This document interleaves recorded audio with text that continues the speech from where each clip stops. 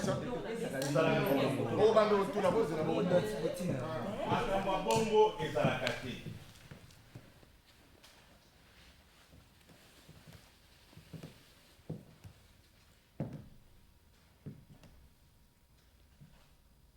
À quoi sert le théâtre? À parler de la vie, à imiter la vie pour mieux la comprendre. Le théâtre sert à comprendre l'autre et à se comprendre soi-même, à accepter le temps d'un spectacle, d'être bousculé, de voir les aspects du monde que l'on refuse, que l'on fuit dans notre quotidien. Le théâtre nous dit ce que nous avons peur d'entendre, que nos choix de vie ne sont peut-être pas les bons, que nos existences ne sont qu'une infime partie des possibles. Le théâtre nous dit aussi que nous ne sommes pas seuls, que les autres comme nous aiment et souffrent, s'emportent, jouissent, sont brisés mais souvent se relèvent. Le théâtre nous dit que l'autre est comme nous et nous comme lui. Nazali Lokolai. On commence par quoi? Demande à la blague. Ah, la scène de blague. Ouais. Bon, bêta chaud.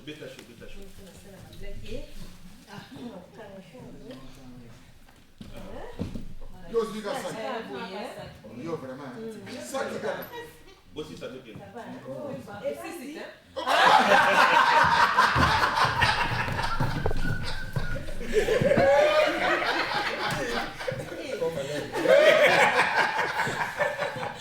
Savez-vous pourquoi Dieu a créé l'homme en premier et la femme après?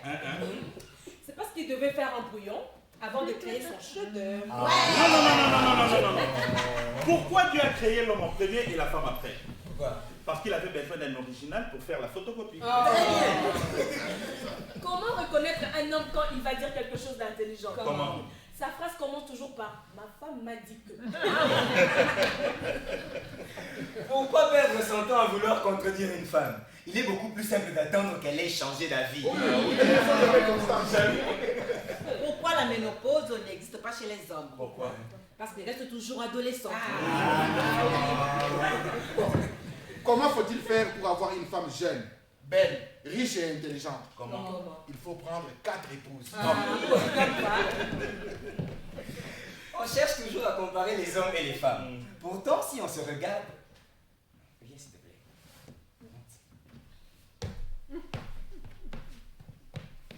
Là, comme ça, là.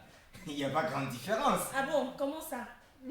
Bon, les femmes ont des seins que les hommes n'ont pas. Attends, et ça c'est quoi ça? Mais ça, c'est pas des seins. Alors c'est quoi? C'est la poitrine. Les femmes peuvent être enceintes, mais pas les hommes.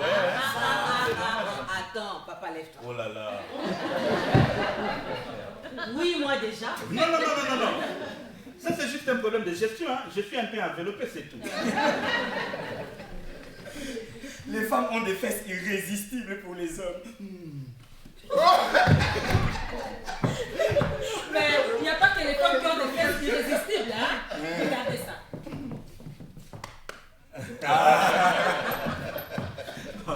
Les hommes sont plus forts que les femmes. Oui.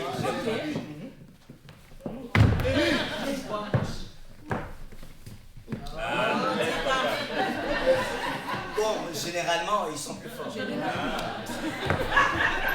On est tous pareils.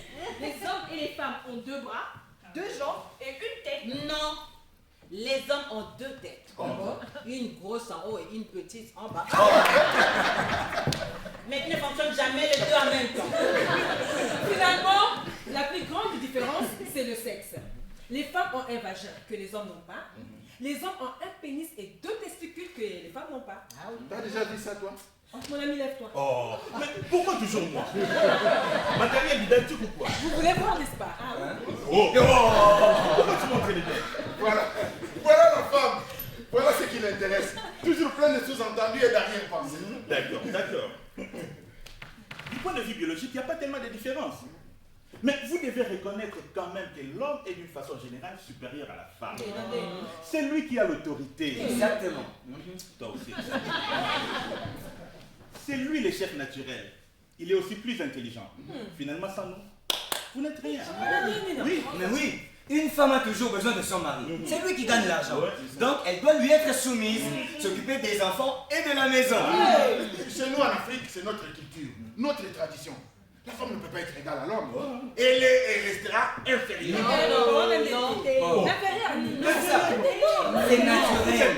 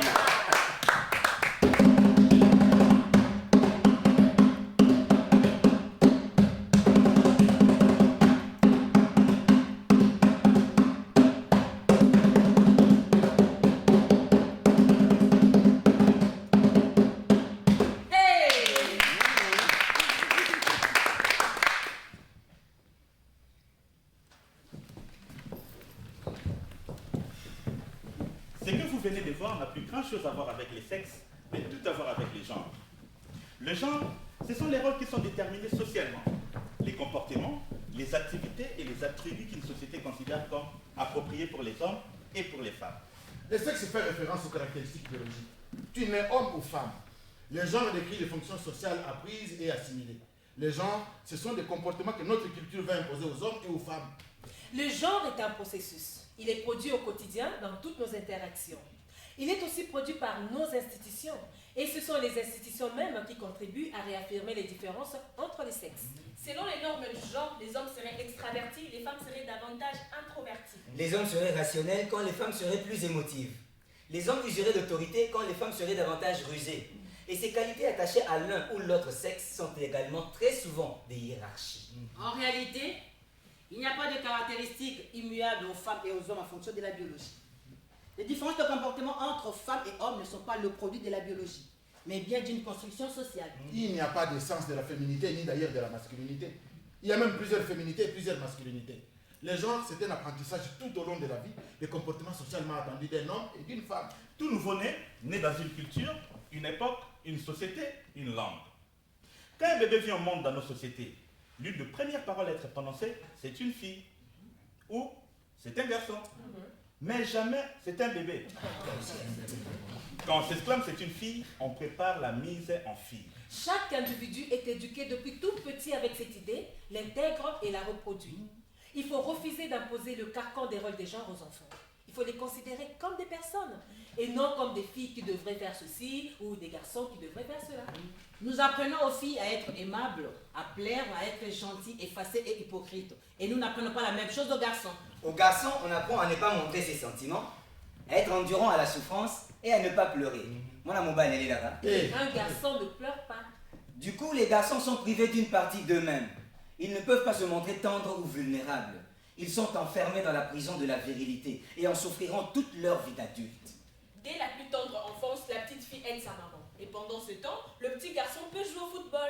Quand il sera grand, il sera habitué à voir sa soeur à la cuisine ou nettoyer la maison, alors qu'on l'aura lui privilégié. Et quand les filles jouent, c'est souvent à la poupée. Elles sont conditionnées depuis toute petite à devoir s'occuper des enfants. Malheureusement, les genres masculins et féminins ne sont pas égaux. L'un domine l'autre. De tout temps et en tout lieu, le masculin a été et est toujours considéré comme supérieur au féminin. Oui, les hommes dominent les femmes dans tous les aspects de la société. Les femmes africaines sont marginalisées à tous les niveaux. Dans le domaine de l'éducation, dans l'accès à l'emploi, dans l'accès aux postes de responsabilité politique. Les discriminations touchent également les prises de décision dans les ménages, le droit à l'héritage, la difficulté d'accès au crédit et bien d'autres aspects de la vie quotidienne. Chaque jour, des centaines de milliers de femmes sont victimes de violences physiques ou sexuelles de toutes sortes. La violence des inégalités entre hommes et femmes en Afrique est tout simplement une violation des droits fondamentaux de la personne humaine. Pour quelques instants, c'est nous les femmes qui allons parler. Et vous, messieurs, vous allez donc apprendre à nous laisser parler. Oui, vous m'avez bien entendu. Taisez-vous. Vous devez vous taire afin de nous laisser nous exprimer, nous les femmes, nous les personnes concernées. D'accord. C'est bon. Nous ne pouvons plus supporter que vous vous arrogiez le droit de parler à notre place, de nous dire ce qui serait mieux pour nous. Ce paternalisme, c'est besoin irrésistible que vous avez de nous expliquer ce qui serait bon pour nous ou ce qui ne le serait pas. C'est juste insupportable. On ne veut plus de m'explications. Plus de quoi? M'explications. Ou si vous préférez des pénisplications. Ah oui. Le fait que vous, les mecs, les porteurs des pénistes, vous parlez toujours à notre place. Par où commencer? Par le mot qui fâche. Nous sommes féministes. Oui, africaines et féministes. Messieurs, je vous entends déjà. Ah non, non. Le féminisme n'est pas africain. C'est un truc de blanc. Les femmes noires n'ont pas besoin de féminisme. Elles sont naturellement soumises. Le féminisme est contraire à nos valeurs africaines, à nos religions et à nos coutumes. En Afrique, votre place c'est dans la cuisine.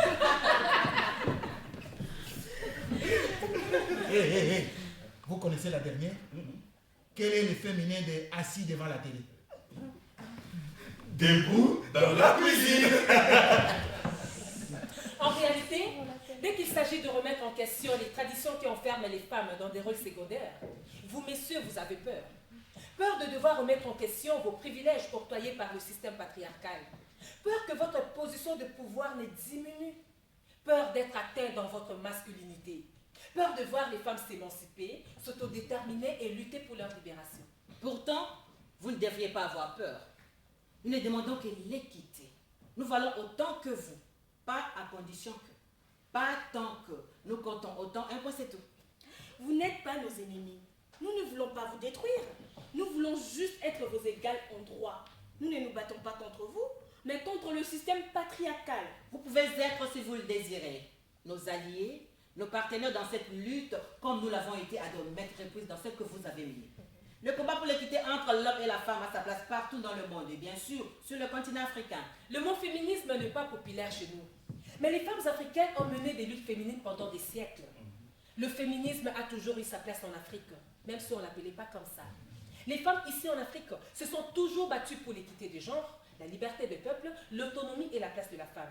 Par exemple, Yélega, la guerrière libre et indépendante du Burkina Faso. La reine Zinga du royaume Congo, qui s'opposa il y a 300 ans à la traite des esclaves. Kimpavita, la Jeanne d'Arc africaine, brûlée vive par les missionnaires pour hérésie en 1706. La malienne Awa Keïta, militante anticolonialiste, première femme d'Afrique francophone, élue à l'Assemblée législative de son pays. Ellen Johnson Sirleaf, première femme élue au suffrage universel à la tête d'un État africain, le Libéria. Malaika, nakupenda malaika. Myriam Makeba, Mama Africa, Abeti Masikini, la tigresse aux griffes d'or et tant d'autres. Mwanamuke wa misie, Joanna penda ule. Mwanamuke wa misie, Joanna penda ule. Le féminisme a une portée universelle. Et cela implique que les hommes y prennent part également. Il vous appartient de vous joindre à nous afin de lutter pour notre émancipation. Mais il vous faudra tout d'abord abandonner l'attitude condescendante et paternaliste dont vous faites preuve à notre égard.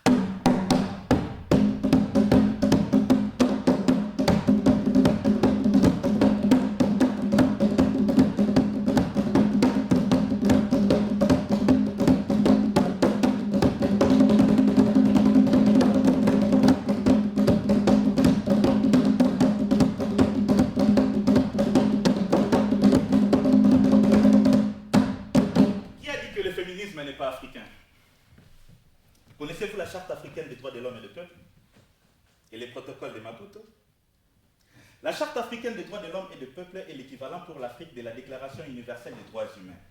Elle s'en inspire, mais prend en compte les traditions historiques et les valeurs de civilisation africaine. Elle a été adoptée le 27 juin 1981 par l'Organisation de l'Unité africaine. Le protocole de Maputo vient compléter cette charte en affirmant spécifiquement le droit des femmes en Afrique. Il a été adopté le 11 juillet 2003 lors de la conférence de l'Organisation de l'Unité africaine à Maputo, d'où son nom. La RDC l'a publié au journal officiel le 14 mars 2018. Il est donc censé être en application au Congo. Dans son article 2, le protocole dit ceci. Les États combattent la discrimination à l'égard des femmes sous toutes ses formes. Ils s'engagent à inscrire dans leur constitution le principe de l'égalité entre les hommes et les femmes et à en assurer l'application effective. Les États s'engagent à l'élimination de toutes les pratiques culturelles et traditionnelles néfastes et de toute autre pratique fondée sur l'idée d'infériorité ou de supériorité de l'un ou l'autre sexe. Soit on accepte l'égalité entre les êtres humains, soit on considère que certains sont inférieurs. Il n'y a pas d'entre-deux. Il n'y a pas de condition à l'égalité entre hommes et femmes. Être féministe, c'est comme être enceinte. Tu l'es ou tu ne l'es pas. Tu crois à l'égalité pleine et entière entre les hommes et les femmes ou tu n'y crois pas? Les hommes ne sont pas naturellement supérieurs aux femmes, comme on essaie souvent de les faire croire. Accepter le féminisme, c'est accepter le fait que les femmes sont victimes de discrimination. Certains hommes ne sont pas seulement indifférents à la discrimination. Ils la créent et la maintiennent. L'accaparement des privilèges est la cause de la discrimination. La domination des hommes n'est pas aménageable. Elle doit disparaître. La femme doit être à l'égal de l'homme. Actuellement, les femmes sont 52% de la population mondiale. Elles accomplissent 66% du travail mondial.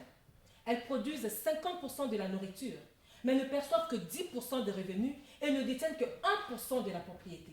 Et si elle est l'égale de l'homme, la femme doit l'être à 100%, pas à 80 ou 75%. Par exemple, pourquoi à travail et compétences égales?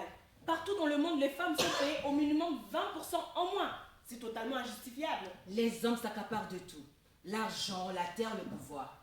La plupart des postes importants ou prestigieux sont occupés par des hommes. Wangari Maathai, la militante écologiste kenyane qui a reçu le prix Nobel de la paix, l'a résumé en quelques mots. Plus on s'élève dans l'échelle sociale, moins il y a de femmes. Par exemple, seulement 3% des pilotes d'avion sont des femmes. On trouve encore dans beaucoup de pays des lois qui discriminent les femmes en leur imposant par exemple d'obtenir l'accord de leur époux pour faire enregistrer une entreprise, de tenir des biens ou simplement obtenir un travail ou même voyager. Au Niger, les femmes ne peuvent pas ouvrir un compte bancaire sans la permission de leur mari. En Tunisie et au Maroc, les femmes héritent la moitié de ce que touchent les hommes. Au Japon, les femmes doivent attendre 6 mois après un divorce pour pouvoir se remarier, mais pas les hommes. Il y a toujours des règles paternalistes qui barrent l'accès des femmes à certains secteurs. En Chine, les femmes n'ont pas le droit de travailler dans les mines. En Russie, il est illégal pour les femmes de conduire un tracteur, un train ou un bateau. Au Kazakhstan, c'est le métier de soudeur qui leur est interdit. Et en Biélorussie, les femmes n'ont pas le droit d'exercer la profession de charpentier. À Madagascar, elles ne peuvent pas travailler la nuit. Jusqu'en 2017, elles ne pouvaient pas travailler dans des sous-marins en France. Et ce n'est qu'en 2018 que les femmes d'Arabie Saoudite ont obtenu le droit de conduire. Et même si les lois existent, souvent elles ne sont pas appliquées. Les coutumes patriarcales l'emportent. La constitution de l'Afghanistan, par exemple, reconnaît l'égalité homme-femme. Aux yeux de la loi, les deux sexes ont désormais les mêmes droits. Mais en réalité, c'est l'opposé. Article 4 du protocole de Maputo. Toute femme a droit au respect de sa vie, de son intégrité physique et à la sécurité de sa personne. Toute forme d'exploitation, de punition, de traitement inhumain ou dégradant doivent être interdites. Les États s'engagent à adopter les lois interdisant toute forme de violence à l'égard des femmes, y compris les rapports sexuels non désirés ou forcés, qu'ils aient lieu en privé ou en public. En Afrique, la violence sexuelle est souvent dans les maisons. Combien de femmes, de petites filles sont violées et réduites au silence dans nos maisons, souvent avec la complicité des familles. Pire, la victime devient ensuite le bourreau. On leur dit que c'est de leur faute. Elles se sont habillées de façon trop sexy ou ont de formes généreuses. Elles l'ont bien cherché et que c'est bien fait pour elles. On apprend aux femmes depuis leur jeune âge qu'elles doivent avoir honte de leur corps, qu'elles doivent les cacher pour éviter les viols et d'autres violences sexuelles. En ce qui concerne les viols, voici ce qu'a déclaré Sogué Diouf, un professeur de philosophie sénégalais en 2018. Vous êtes responsable. Vous faites tout pour être violé. Et ceux qui vous violent vont en prison. Et vous qui avez tout fait pour être violé, vous restez libre. La violence que les femmes exercent est aussi grave que la violence que le violeur pourra exercer. Le pauvre qui est tombé dans les panneaux prendra 10 ans. Et celle qui a violé toutes les normes morales, sociales et religieuses continuera à se promener librement. Au Cameroun, au Tchad, en Guinée, au Togo et dans d'autres pays, on repasse avec des pierres chaudes dans les seins des jeunes filles pour les empêcher de pousser. pour faire disparaître la poitrine naissante des filles afin d'éviter qu'elles attirent le regard des hommes et ainsi éviter les viols ou les grossesses précoces. Pourtant, une telle violence physique reste largement ignorée. Elle n'est pas reconnue comme une mutilation au même titre que l'excision. Pourquoi ces mères qui infligent ces violences à leurs jeunes filles n'inculquent-elles pas à leurs garçons que le corps d'une femme lui appartient et qui doit être respecté? L'éducation sexuelle n'est-elle pas préférable à cette mutilation corporelle? Les injustices et les inégalités subies par les femmes sont en ce pas ancrées dans les mentalités que même des femmes perpétuent ces violences sexistes et machistes. Nous avons construit une société où être femme est un supplice, et nous devons tous en avoir honte.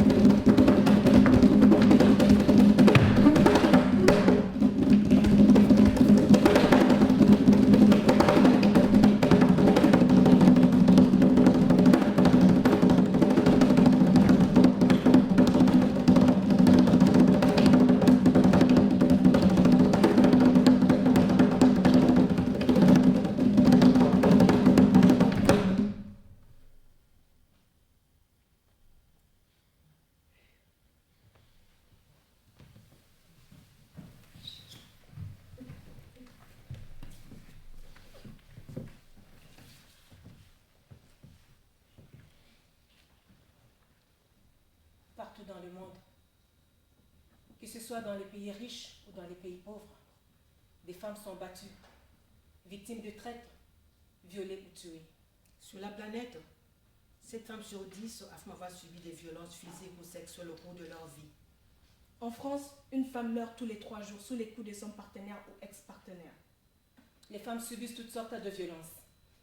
Violences sexuelles, violences domestiques, violences conjugales, harcèlement sexuel, mariage précoce, mariage forcé, infanticide de filles, sélection prénatale d'après le sexe, crime d'honneur, maltraitance de veuves, grossesse forcée, traite des femmes et des filles, esclavage sexuel, mutilation génitale féminine, stérilisation forcée, ablation forcée de l'utérus. Violence contre les femmes dans la famille, violence contre les femmes dans la société, violence contre les femmes dans les situations de conflit, violence contre les femmes commises par les forces de sécurité, violence contre les femmes tolérées par l'État.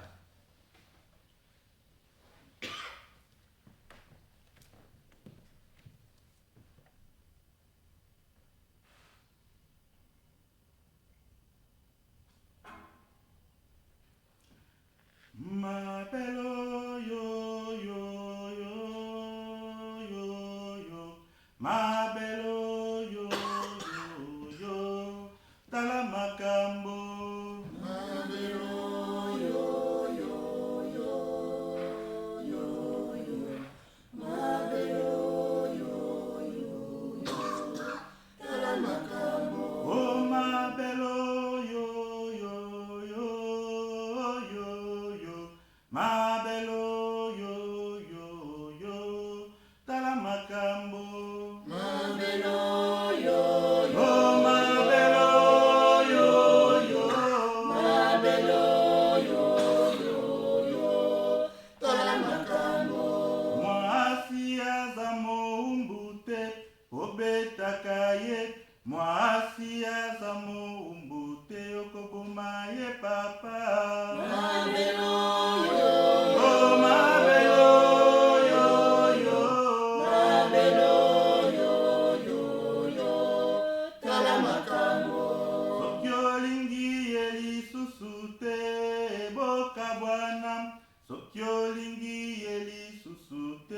Dima divorce. Mabelo yo Yo mabelo nanga.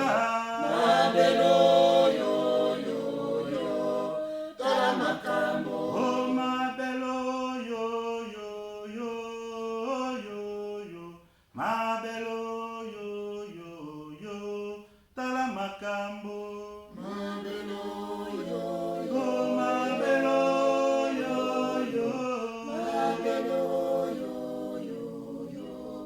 Talamakambo.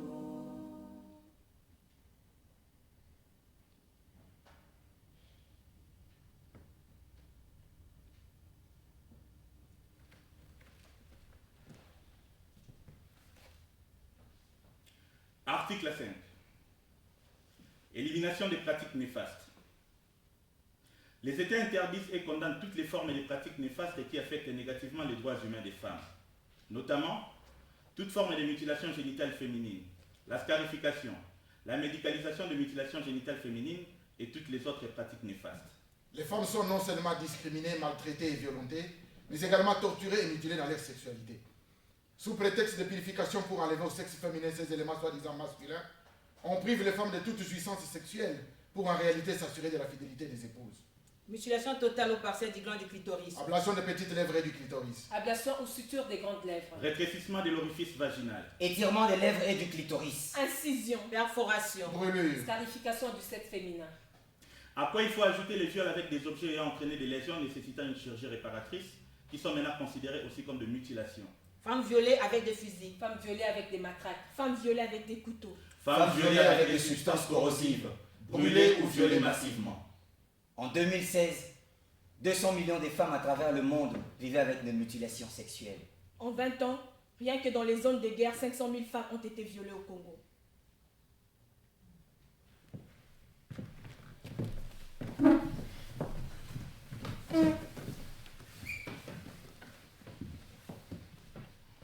Article 6. Le mariage. Les États veillent à ce que l'homme et la femme jouissent des droits égaux et soient considérés comme des partenaires égaux dans le mariage. Dans de nombreux pays, le code de la famille est totalement discriminatoire envers les femmes. Certains l'appellent d'ailleurs le code de l'infamie. Par exemple, l'article 444 du code de la famille de la République démocratique du Congo, qui date pourtant de 2016, stipule encore que le mari est le chef du ménage. De quel droit? Le droit divin? Surtout qu'à Kinshasa, en réalité, plus d'une femme sur 4 est responsable de son ménage. Et la RDC est loin d'être un cas isolé.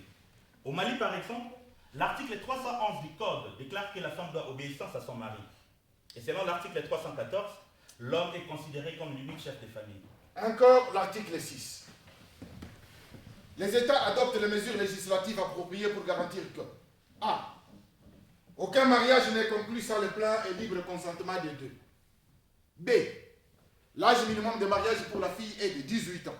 700 millions. 700 millions. C'est le nombre de femmes dans le monde qui ont été mariées de force lorsqu'elles n'étaient encore que des enfants. Toutes les 3 secondes, une petite fille est mariée de force à un homme beaucoup plus âgé qu'elle.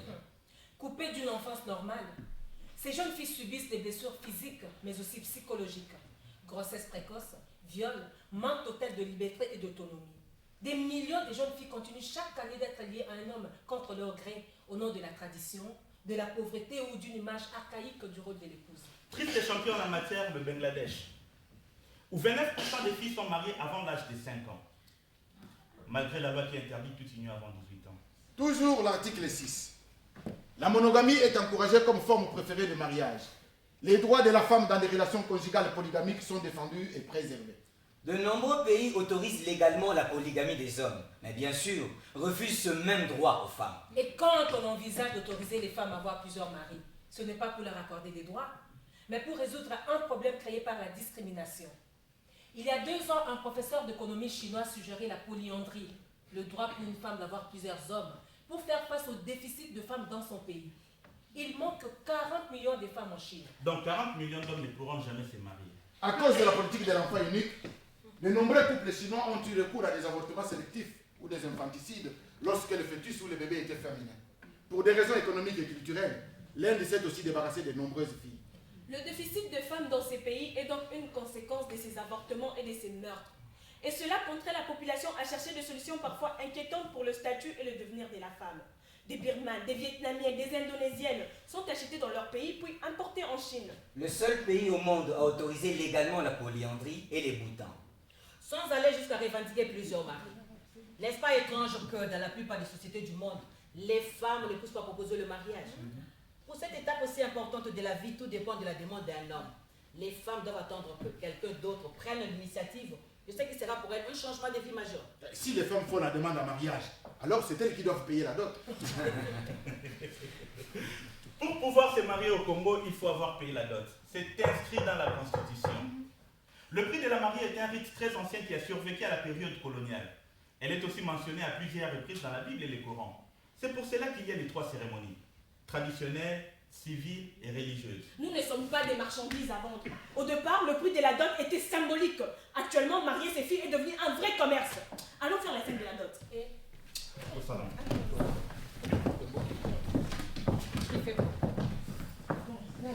Non, ça là. Moi,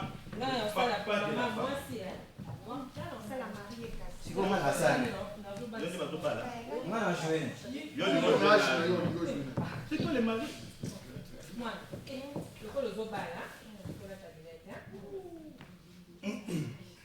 Bon, bêta chaud. Allez. Ok, vas-y, ça va beaucoup de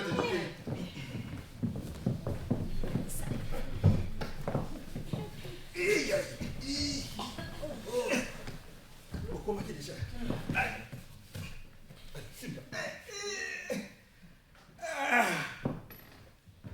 Tata, ça lui Nasepeli lokolo ekosenga loboko ya mwana na biso ya mwasi. Mais pour épouser ma fille, tosalaki liste ya babiloko nyonso ya dot. Ba bien nyonso ya dot ezali awa. Soki olingi nakorapele yo. Azali wapi mwana? Oh. Yo! Papa Lionel, ndekaka. Papa Lionel ntoke ndeko pesa ba bizu na mobali na. Bon, tata tosali bo. Donc nazaki koloba tozali na liste ya babien ya dot. Soki olingi nakorapele yo. Donc en bref, soyez les bienvenus chez nous. Nous allons commencer par les papas. Pour les papas, Okope Sabiso, c'est-à-dire tu vas nous donner. Okope Sabiso, complet à veste, pantalon, chemise, gilet, il y a marqué Thierry Mugler. Okope Sabiso, 5 caleçons, il y a marqué Calvin Klein. Okope Sabiso, 2 paires de souliers, marqué Jimmy Weston. Bon, comme fumée préjudiciable à la santé, à la place des cigarettes, Okope Sabiso, un carton de whisky Jacques Daniel. Bon, pour la révolution de la modernité, à la place des lampes Coleman, Okope Sabiso, groupe électrogène et à 5 kVA. Au télévision carburant. Au PCBiso panneau solaire, il y a grand format. Bon, pour les papas, nous n'allons pas demander beaucoup de choses parce que la maman aussi est là, n'est-ce pas, chouchou? Pour la maman, au Copé Sabiso, 5 pagnes et super wax hollandais. Au Copé Sabiso, à la place des foulards, 5 paquets de mèches Cabello. Papa, oh, il y a ma brésilienne, il y a Milaï, il y a Kati. Yo! On ne montre pas ses fesses à la belle famille. C'est quoi ça? Une malédiction. Au Copé Sabiso, 2 paires et sandales. Papa, mouscapé, ou y a goudi. Milaï, il y a goudi. Tenez à respecter la marque. Hein? Bon, ça c'est pour la sexification de ma femme. Au Copé Sabiso, 5 caleçons string. Au Bakiseli Biso, bas soutien. Papa, bas soutien, il y a marenda. Ma femme a dit qu'il faut choisir des soutiens qu'on appelle marenda, c'est-à-dire dentelle, que vous appelez en français ornement. Non, il a dit ça comme une Au Copé Sabiso, chaînette et or. 18 carats. Bon. 5 Cette fille que vous voulez épouser, elle a beaucoup étudié. Elle a un breuvage et un diplôme. Brevet. Breuvage, j'en ai raté la tombe. Papa, on ne dit pas breuvage, on dit brevet. Brevet, papa. On dit brevet. Brevet. Brevet. Bon, on va faire avec. Elle a un brevet et un diplôme. Mais pour sa scolarité, beaucoup de gens ont contribué. Les membres de ma famille ont contribué. Les membres de sa famille ont contribué. Les enfants du quartier ont contribué. Les amis et connaissances ont contribué. Les caisses encore ont contribué. Raison pour laquelle j'ai une liste avec quelques biens, ce n'est pas beaucoup pour ces gens-là. À la place des fusils de chasse traditionnels, au Copé Sabiso, écran plasma à 53 pouces. À la place des pirogues, au Copé Sabiso, voiture, il y a marque Toyota, communément appelée Ketch. Au peindre en noir en jaune, et vous prenez en charge les chauffeurs pendant une année. Au Copé Sabiso, congélateur et mon copo n'a projet n'a pas de sabbat. Au Copé Sabiso, hélicoptère, il y a 4 places. Bon, vous savez, nous sommes de l'Équateur. Avant, on allait voir la famille, on prenait une pirogue. Mais maintenant, avec le réchauffement climatique, il y a des vagues. On ne peut pas prendre les pirogues. Au Copé Sabiso, montant mon symbolique, il y a $3 000 en billets de $100 non déchirés. Ce n'est pas vendre l'enfant. Nous sommes en train de récupérer tout ce qu'on a dépensé pendant sa scolarité. Okopé Sabiso, biloko tosenga kipona libala. Onete papa, wane zali kote kisa mwana. Okopé Sabiso, wane lala enveloppe. Onete papa, wane zali kote kisa mwana. Okopé Sabiso, na monene. Onete papa, wane zali kote kisa mwana. Okopé Sabiso, Onete papa, wane zali kote kisa mwana. Onete papa, wane zali kote kisa mwana. Wananezuwa po nazana ngogo sengale. Onete papa,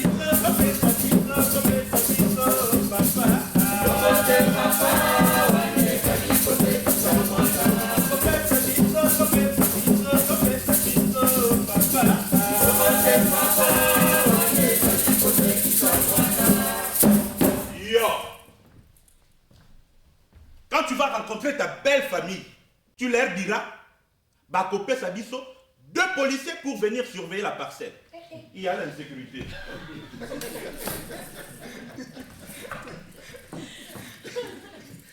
Il existe sur Internet une application appelée The Bride Price, le prix de la mariée. Elle permet en quelques clics de calculer la valeur de votre dot ou celle de votre promise. L'application calcule la valeur de la dot en fonction d'une série de questions allant de la taille au poids, en passant par les compétences culinaires. Chaque réponse se voit attribuer une somme d'argent en positif ou en négatif. Et en 3 mois, l'application a enregistré environ 4 millions de visiteurs du monde entier. C'est vraiment nous traiter comme du bétail, quoi. Comme si on achetait une chèvre ou une vache sur le marché. La dot maintient les femmes dans un statut précaire. À Kinshasa, où plus de 60% de la population active est au chômage, les couples retardent leur mariage faute de pouvoir payer la dot.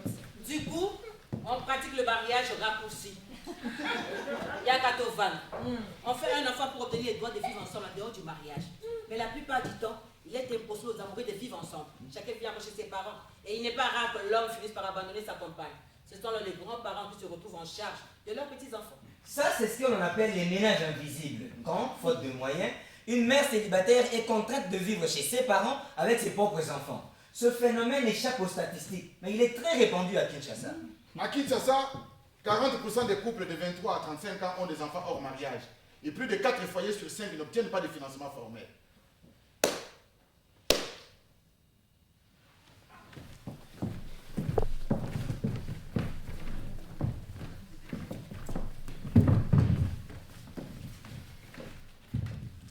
Article 8. La liberté des consciences, la profession et la pratique libre de la religion sont garanties. Toute personne a le droit d'exprimer et de diffuser ses opinions dans le cadre des lois. Donc, chacun est libre de croire ou non et d'exprimer son opinion. La critique des religions est un droit. Et en matière d'égalité des sexes, il y a beaucoup à reprocher aux religions. Les religions sont même une des origines très anciennes des inégalités hommes-femmes. Tout est de la faute d'Ève. Hey! C'est à cause d'Ève. Si l'on nous rend responsables de tous les maux, quand les enfants éprouvent de la difficulté à l'école, c'est parce que nous travaillons à l'extérieur. Si notre enfant manque d'autonomie, c'est que nous sommes trop possessives. Si au contraire, il est trop indépendant, alors nous sommes trop permissives. Hey! Quand l'enfant a des problèmes, il s'agit de notre fils, de notre fille. Quand il se révèle intelligent, hey, c'est le fils, la fille du père. Si notre conjoint nous quitte, nous n'avons pas su le garder. Si notre conjoint est violent, nous l'avons bien mérité. Et c'est encore à cause des fidèles. Si tout va mal dans les familles, surtout à cause de celles qui veulent prendre notre place que celle qui leur est assignée. Dans la religion catholique, il y a l'impossible ordination des femmes. Pas de divorce possible, puisqu'il est considéré comme adultère. Ni de contraception, ni d'avortement. Et une soumission de la femme à l'homme. Saint Paul a écrit: Femmes, soyez soumises à vos maris comme au Seigneur. En effet, le mari est le chef de la femme, comme Christ est le chef de l'Église. Or, de même que l'Église est soumise à Christ, les femmes doivent l'être en leur mari en toutes choses. La femme chrétienne a un but défini: procréer et servir l'homme. Femmes, soyez tout dévouement pour vos maris, comme il convient des personnes unies au Seigneur. Dans la religion musulmane, les femmes ne peuvent pas devenir imams, ne peuvent pas prier avec les hommes à la mosquée. La plupart n'ont pas eu accès à l'éducation durant longtemps, c'est encore le cas aujourd'hui dans plusieurs pays, et n'avaient pas jusqu'à récemment des statuts légaux ni des vrais droits civiques. Elles doivent porter le voile, le niqab ou même la burqa pour satisfaire au machisme des hommes. Elles peuvent être répudiées au gré du bon vouloir de leur mari, puisque leur appartiennent, selon la charia qui contrôle autant la vie privée que sociale de la femme, ne lui laissant aucune liberté d'expression. La religion judaïque n'est pas en reste, qui interdit aux femmes de devenir rabbins, à de très rares exceptions près, qui interdit l'élégance et le port de bijoux, qui condamne l'adultère féminin, mais ne dit rien sur celui des hommes. Selon la Torah, elle n'est pas non plus capable de réfléchir par elle-même. Que les femmes se taisent pendant les assemblées. Je ne permets pas à la femme d'enseigner, ni de faire la loi à l'homme. Qu'elle se tienne tranquille. C'est Adam en effet qui fut formé le premier, Ève ensuite. Et ce n'est pas Adam qui se laissa séduire, mais la femme qui séduite a désobéi. Néanmoins, elle sera sauvée par la maternité. Nous retrouvons encore cet aspect de la maternité, seul rôle de la femme. Et d'ailleurs, pour le judaïsme, la contraception n'est pas autorisée. Et dans les prières matinales et quotidiennes, on trouve cette phrase juste incroyable. Sois béni, Seigneur, notre Dieu, roi de l'univers, qui ne m'a pas fait femme. Quant aux religions animistes, elles imposent la pratique des mutilations sexuelles féminines depuis l'Égypte ancienne. Ce n'est que beaucoup plus tard que l'islam et les communautés chrétiennes, coptes, orthodoxes, catholiques et protestantes, ont adopté ces pratiques qui se retrouvent aussi chez les juifs. Il faut dénoncer l'endoctrinement et l'obscurantisme des fanatismes religieux. Il faut combattre les fausses valeurs morales préconisées par les grands courants religieux intégristes. D'autant plus quand il s'agit d'idéaux régressifs s'opposant aux droits des citoyens, aux libertés fondamentales et à l'égalité entre les individus.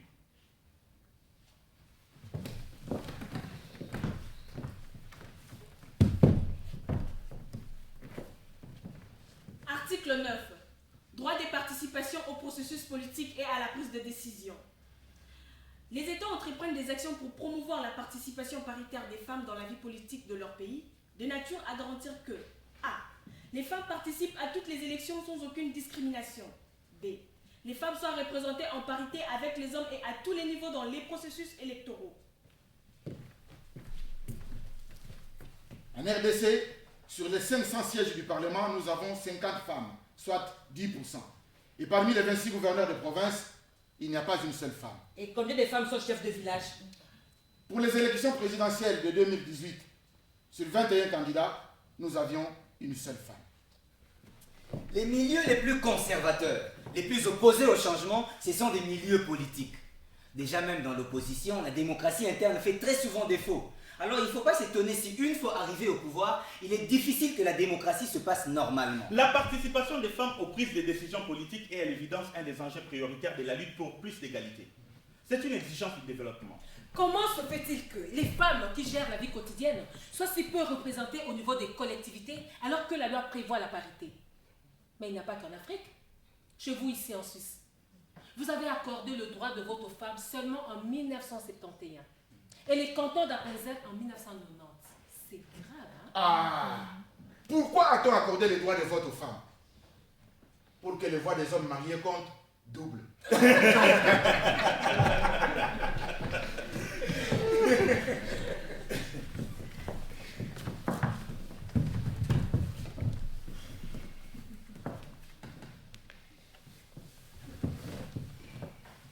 Article 12. Droit à l'éducation et à la formation. Les États prennent toutes les mesures appropriées pour éliminer toute forme de discrimination à l'égard des femmes, y compris les rapports sexuels non désirés ou forcés qu'ils aient lieu en privé ou en public. Les filles et les garçons ne sont pas égaux face à l'éducation. En Afrique, parmi les enfants non scolarisés à l'école primaire, il y a 60% des filles. Au niveau secondaire, elles sont 83%. Et si elles ne peuvent pas scolariser tous leurs enfants, les familles pauvres choisissent toujours d'envoyer les garçons à l'école. Aujourd'hui, plus de 130 millions de filles à travers le monde ne sont pas scolarisées. En 2018, près de 500 millions de femmes ne savaient toujours pas lire. Les 10 pays où les filles ont le moins accès à l'éducation sont tous des États fragiles et des pays qui comptent parmi les plus pauvres au monde. 9 de ces 10 pays sont situés en Afrique. Pourtant, l'éducation, particulièrement celle des filles, a un impact direct et positif sur la santé maternelle et infantile. Elle réduit le nombre d'enfants par femme et diminue le risque de tomber dans la pauvreté. Plus haut est le niveau d'éducation, plus grand est l'impact. Investir dans les femmes et les filles est l'un des moyens les plus efficaces de promouvoir le développement et de favoriser un avenir prospère, pacifique et durable. On entend souvent cet argument. L'État ne peut pas se permettre d'investir dans l'éducation. En réalité, c'est le contraire. Nous ne pouvons pas nous permettre de ne pas investir dans l'éducation. Tout est question de priorité. Actuellement, l'État congolais ne consacre que 1% du budget national à l'éducation. De plus, l'émancipation des femmes est déterminante pour mettre fin à la banalisation de la mauvaise gouvernance. Il est primordial d'éduquer les filles d'Afrique afin que celles-ci fassent valoir leurs droits et constituent une génération de femmes émancipées qui mèneront la bataille pour le changement. Éduquer une femme, c'est éduquer toute une nation. Mais les changements des mentalités dépendent aussi en grande partie des parents. Les clichés sur la traditionnelle répartition des rôles entre les hommes et les femmes sont, pour la plupart, appris dans les familles. Nous n'élevons pas les filles et les garçons de façon équitable. Et pour rendre le monde plus équitable, nous devons élever nos enfants autrement. Les filles ne sont pas prédisposées à quoi que ce soit. Ne dites jamais que l'on devrait. Ou on ne devrait pas faire quelque chose parce que l'on est une femme ou une fille. Parce que tu es une femme n'est jamais une bonne raison pour quoi que ce soit. Faire la cuisine n'est pas une des fonctions du vagin. Savoir cuisiner, ça prend. Élever les enfants aussi. Les tâches domestiques et l'éducation des enfants devraient appartenir également aux deux sexes. À part accoucher et allaiter, il n'y a rien qu'un homme ne puisse faire comme une femme.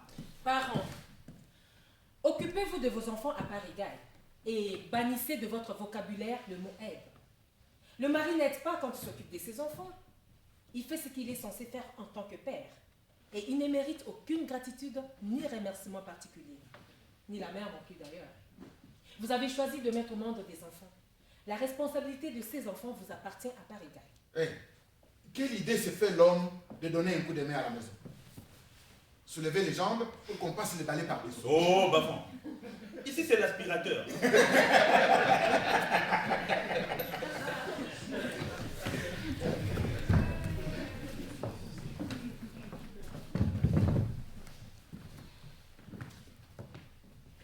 Article 13. Droit économique et protection sociale. Les États s'engagent à A. Promouvoir l'égalité en matière d'accès à l'emploi. B.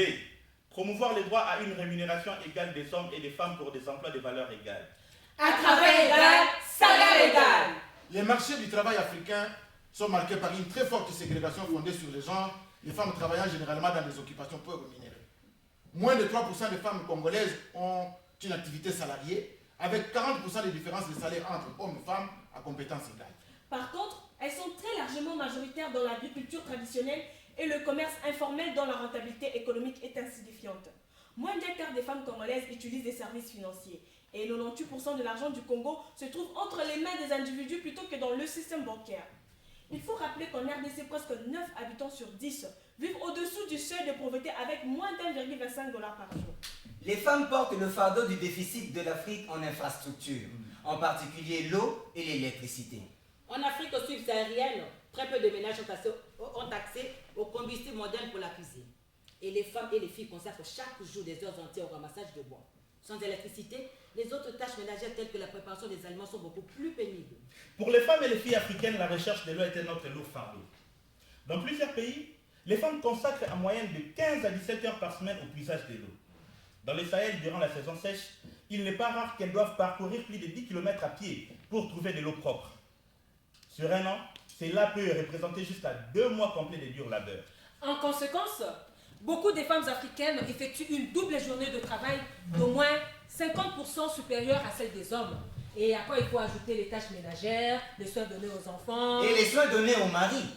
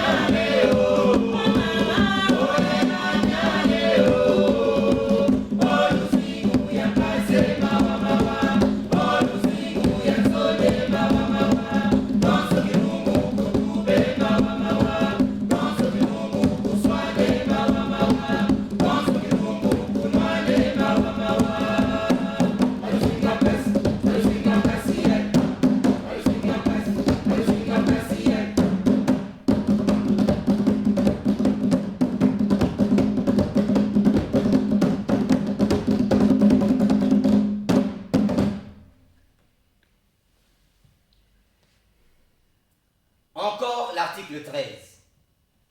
Les États s'engagent à prendre les mesures législatives pour combattre l'utilisation des femmes à des fins de publicité à caractère pornographique ou dégradant pour leur dignité.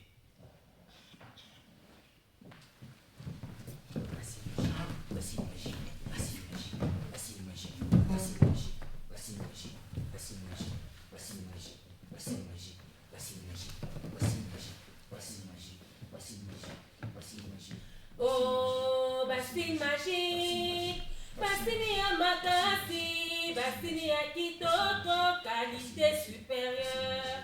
Bassine magique, bassine à Makassi, bassine à Kitoko, qualité supérieure. Batata ba mama bandemo. Mesdames, mesdemoiselles et messieurs, Soyez dans le marché et l'eau ya sika. ce soir nous vous présentons un nouveau produit. Et le baba bengi bassine magique. C'est la bassine magique. Maman, Madame, il faut bien ya sokola tu bilamba. veux que ton mari fasse la lessive, Et de la pepe que ça soit bien clean. Sombela ya bassine magique. Achète une bassine magique. Maman, il faut Madame, bien ya sokola tu basani. veux qu'il fasse la vaisselle, Sombela ya bassine magique. achète une bassine magique. Maman, il Madame, faut bien ya sokola mwana. tu veux qu'il donne le bain au bébé, Bébé, baby, yaka papa sokola yo. viens prendre le bain avec papa. Wana de la pepe modèle ya kosa. Frotte jusqu'à ce qu'il devienne plus blanc que blanc. Maman, Madame, il faut bien ya teka ndunda, ateka mapa. tu veux qu'il vende de pain, de légumes, Sombela ya bassine magique. achète une bassine magique. Estilité. C'est toujours pas Il fini. faut bien ya sala sport. Tu veux qu'il fasse du sport, A garder forme na qu'il ye. garde la forme. Senge na ya jongler. Jongler, A jongler. A jongler. jongler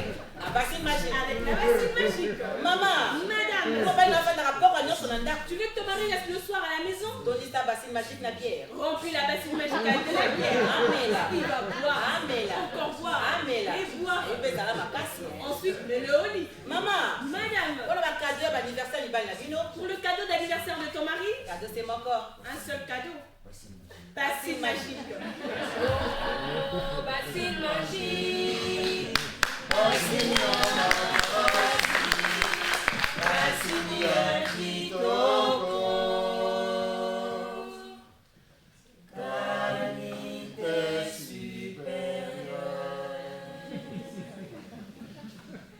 magique. Apprivoisez vos maris.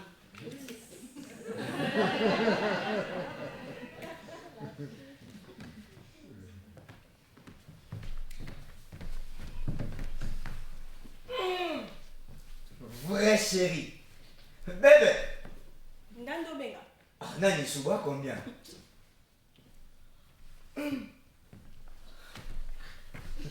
Mannequin. Moi, ce qui tape. Ah ben, Jean Rabat sur un ligne. Merci maintenant, attends sur la note.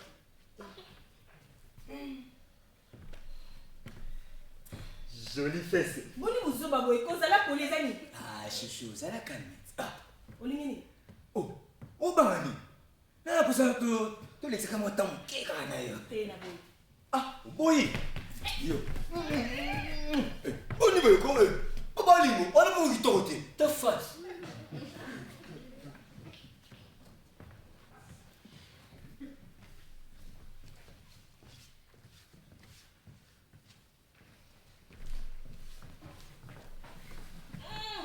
Vrai Joe.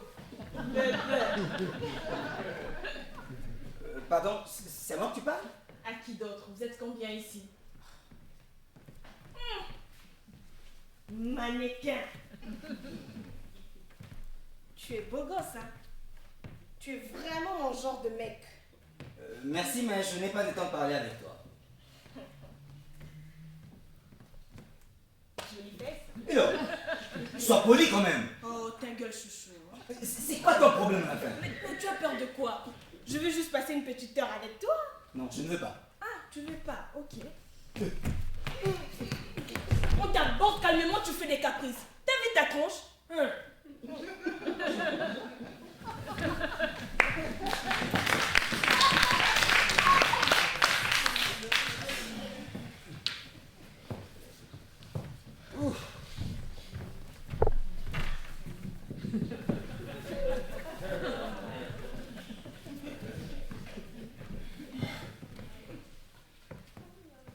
Bonne nuit, mon chéri. Bonne nuit.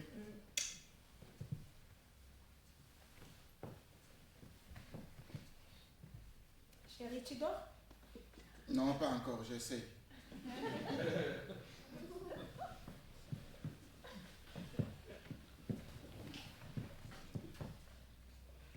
Et maintenant, tu dors? Non, toujours pas. Si tu ne dors pas, pourquoi tu me tournes le dos alors? Pour rien, ma chérie. Je suis fatigué, j'ai travaillé toute la journée. Mais ça veut rien dire.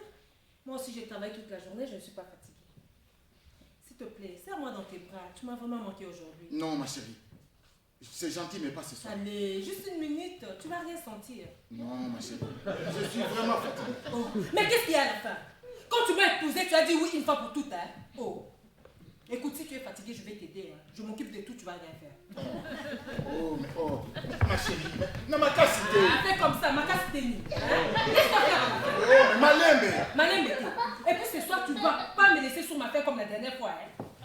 Ouais, mais attention, tu vas les casser. Hé, pas d'histoire. Il est à ça.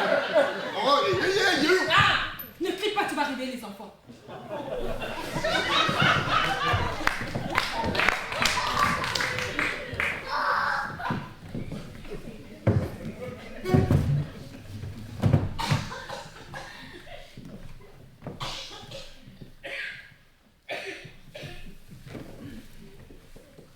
Article 14. Droit à la santé et au contrôle des fonctions de reproduction. Cet article du protocole de Maputo aborde plusieurs aspects de la santé sexuelle de la femme, comme le droit de décider de leur maternité, le nombre d'enfants qu'elles désirent, le droit à la contraception et le droit d'être informées de l'état de santé de leur partenaire. Au point 2, alinéa C, il est dit ceci. Les États prennent toutes les mesures appropriées pour protéger les droits reproductifs des femmes, particulièrement en autorisant l'avortement médicalisé en cas d'agression sexuelle, d'inceste, de viol et lorsque la grossesse met en danger la santé mentale et physique de la mère ou la vie de la mère ou du fœtus. On estime à 8,2 millions le nombre d'avortements chaque année en Afrique, dont seulement 3% se font dans des conditions médicalisées. Les avortements clandestins sont un problème majeur de santé publique. Plus de 20 000 femmes meurent chaque année lors d'un avortement, soit presque 10% des décès maternels. 1,5 million de femmes doivent être soignées pour des complications, ce qui coûte 125 millions de dollars par année. Seuls 4 pays africains ont légalisé l'avortement sans condition. La Tunisie, l'Afrique du Sud, le Cap-Vert et le Mozambique. En RDC, la loi l'interdit, quelles que soient les circonstances. Le 26 septembre, le monde célèbre la journée mondiale de la contraception. La contraception et le planning familial sont des facteurs fondamentaux du développement. Donner aux femmes et aux filles le pouvoir de décider quand elles souhaitent faire des enfants peut en effet changer la trajectoire socio-économique d'un pays et le tirer hors de la pauvreté. En RDC, 70% des filles entre 14 et 18 ans ont des relations sexuelles, mais seuls 10% ont accès à des moyens de contraception modernes. En plus des innombrables grossesses précoces et non désirées que ce manque de contraception entraîne, il ne faut pas oublier que 400 000 personnes vivent avec le VIH en RDC et que c'est lors des rapports non protégés que le virus se transmet. Le faible taux d'utilisation des préservatifs avec des partenaires sexuels multiples est le principal facteur de la transmission du VIH. Le port du préservatif n'est pas populaire en Afrique. Et la plupart du temps, les hommes imposent un rapport non protégé que les femmes n'osent pas refuser. Ils affirment qu'ils sont sains et pensent que leur partenaire l'est aussi. Mais aucun des deux n'a fait les tests de dépistage. Pour justifier leur refus, ils disent que le préservatif réduit le plaisir. On ne mange pas les bonbons avec son sachet, ni la banane avec sa peau. Ou qu'ils ne trouvent pas les préservatifs qui correspondent à la taille de leur sexe, ou qu'ils sont trop chers. Il existe bien un préservatif féminin, mais il est plus cher et encore moins utilisé que celui pour les hommes. Moi, je veux casser un tabou et parler du viol conjugal. Un mari qui impose une pénétration sexuelle par contrainte, menace, violence, sans le surprise de sa femme, sans le consentement de sa femme, commet un viol. Les hommes considèrent qu'une femme mariée, le rôle de la femme est de satisfaire son mari. Le mari pense très souvent pouvoir disposer de sa femme et donc de son corps à sa guise. Et le paiement de la dot finit par être considéré comme un achat. La femme devient une propriété, un investissement qui se doit d'être rentable à tout prix. Donc, une femme qui se plaint d'être violée par son mari n'est pas consciente de ses devoirs conjugaux. C'est une mauvaise femme. On dit aussi qu'une femme pour qui le mari éprouve encore du désir doit s'estimer chanceuse. Il aurait pu aller voir ailleurs. Une relation de couple devrait toujours être faite de respect, d'amour, d'entente, d'amitié, que l'on soit marié ou pas. Mais l'amour ne doit pas faire tout supporter. Un homme qui exige l'acte sexuel, même lorsque vous n'en avez pas envie, ne vous respecte pas. Il vous dénigre, il nie votre personne et commet un crime. Moi, je vais parler d'un mot qui est très souvent utilisé par les opposants à l'égalité des sexes pour se justifier. Le mot culture. C'est notre culture, nos traditions. En Afrique, c'est comme ça que ça se passe. La femme doit être soumise à l'homme. La culture, c'est ce qui est commun à un groupe d'individus. Ce qui les soude, qui est appris et transmis. En plus des arts et des sciences, elle englobe les modes de vie, les lois, les systèmes de valeurs, les traditions et les croyances.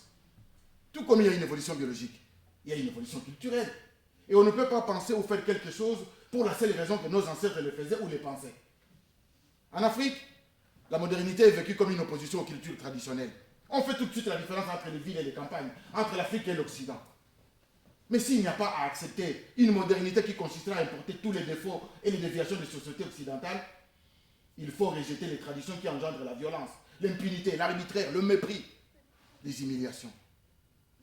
Nous devons inventer notre propre modernité. La culture ne crée pas les gens. Ce sont les gens qui créent la culture.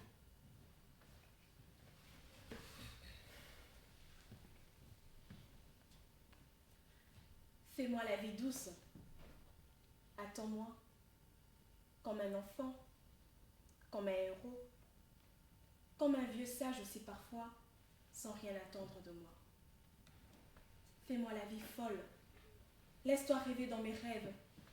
Porter à mes attentes, t'ouvrir à mes élans. Fais-moi la vie soleil. Au brasier de ton sexe, au rire de tes bras, aux enchantements de tes plaisirs. Fais-moi la vie sauvage, blessée au vent du nord, heurtée aux arêtes des nuits, hantée de tous les risques. Fais-moi la vie présente, celle où tu es entier, celle où je suis entière. Vivre en couple, cela nécessite de la compréhension, de l'humilité et un dialogue permanent.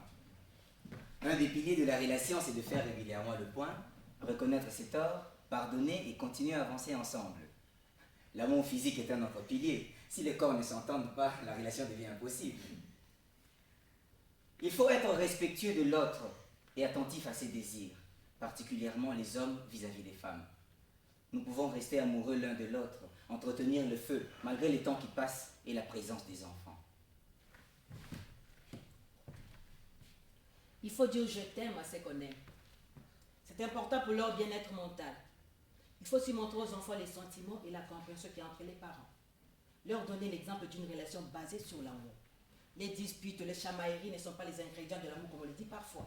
Au contraire, c'est le signe même de la mésentente. Pour moi, le féminisme est un état d'esprit, un état d'âme, et même un état d'être. C'est quelque chose que l'on ressent à l'intérieur de soi. Il faut se mettre à la place des femmes et les comprendre autant que l'on va être compris nous-mêmes. Le féminisme n'est pas un pouvoir donné à la femme pour dominer l'homme. Ce n'est pas parce qu'elle a été dominée pendant des siècles qu'elle doit prendre sa revanche. Même si une femme travaille et nourrit la famille, cela ne la rend pas supérieure.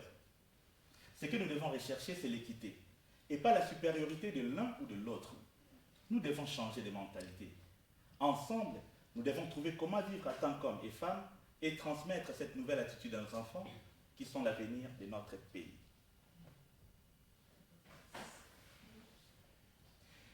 Yimbe mama yimbe Yimba, yimbile mama yimbe Yimba, oh yimbe mama yimbe Imba, yimbile mama yimbe Imba, naboyo kukula yoyo nanga toza ndenge moko naboyo kukula yoyo nanga toza ndenge moko nakati na mokuse sheri ngai nalingaka yo. Yimba, Nakati na mokuse sheri ngai nalingaka yo. yimba o yimbe mama yimbe Imba, yimbile mama yimbe Imba, naboyo nyokola yo sheri yaka tosalisana naboyo nyokola yo sheri yaka tosalisana Imba naboyi sheri nanga nazala libaku pona yo. yimba Naboyi sheri nanga nazala libaku pona yo. yimba o yimbe mama yimbe Imba, yimbile mama yimbe Imba, sheri nalingi yo Imba napenda lingi yo. imba sheri nalingi yo Napenda lingi yo. imba sheri nalingi yo Napenda lingi yo. o yimbe mama yimbe Imba, yimbile mama yimbe o yimbe o yimbe. pourquoi dit-on que la femme est un être faible? Pourquoi la femme est la première à se lever et la dernière à se coucher? Pourquoi l'éducation des enfants et les tâches domestiques devraient être des domaines exclusivement féminins? Pourquoi certaines femmes ne permettent pas aux femmes de participer au ménage? Pourquoi les filles jouent à la poupée et les garçons aux petites voitures? Pourquoi ce sont les belles-mères qui posent toujours des problèmes au couple, pas les beaux-pères? Pourquoi une femme ne peut pas réserver une chambre d'hôtel sans passer pour une prostituée? Pourquoi dit-on que moi, si Aruna n'a pas? Pourquoi le nombre de femmes au poste décisionnel est insignifiant dans les partis politiques et dans les églises alors qu'elles y sont majoritaires? Pourquoi croit-on que Dieu est un homme? Pourquoi les femmes qui arrivent au pouvoir favorisent plus les hommes que les femmes? Pourquoi les hommes ont peur des femmes qui ont des diplômes? Pourquoi les filles doivent garder leur virginité avant le mariage et pas les hommes? Pourquoi les hommes disent qu'ils ne peuvent pas se retenir en face d'une femme? Pourquoi les hommes considèrent une jupe courte comme une provocation? Pourquoi les femmes devraient-elles avoir honte de leurs règles? Pourquoi la stérilité est toujours attribuée à la femme? pourquoi ne reconnaît-on pas les droits fondamentaux des homosexuels? Pourquoi les femmes ont des interdits alimentaires et pas les hommes? Pourquoi c'est toujours les hommes qui doivent payer au restaurant? Pourquoi certaines femmes se considèrent elles-mêmes comme inférieures et vouées à la soumission? Pourquoi tout est de la faute d'Ève?